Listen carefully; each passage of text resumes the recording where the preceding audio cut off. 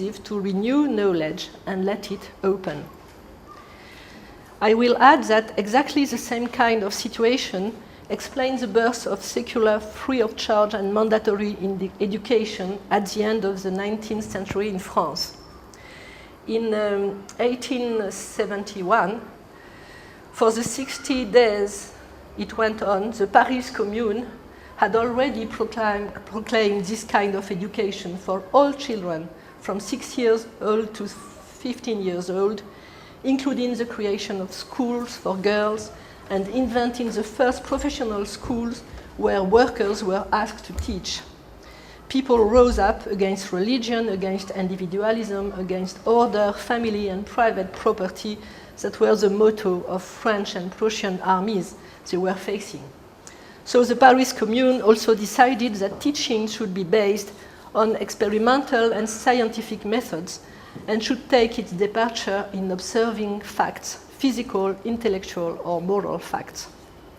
Another major topic was everyone should be able to pass from school to workroom and to develop one's mind while earning one's living.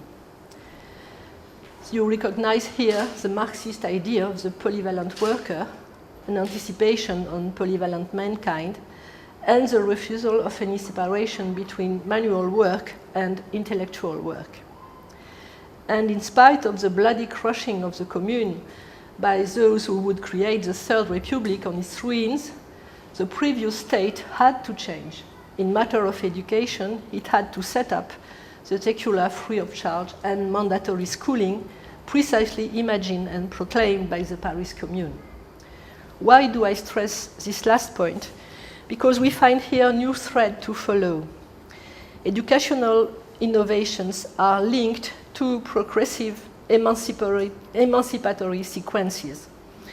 It may happen that states be interested in these inventions, but their origin does not belong to the state machine. And this should hearten us, encourage us to promote our own ideas about education. And it also entirely justifies the fact that we had to discuss here not only pedagogic attempts, but also some political or artistic experiences.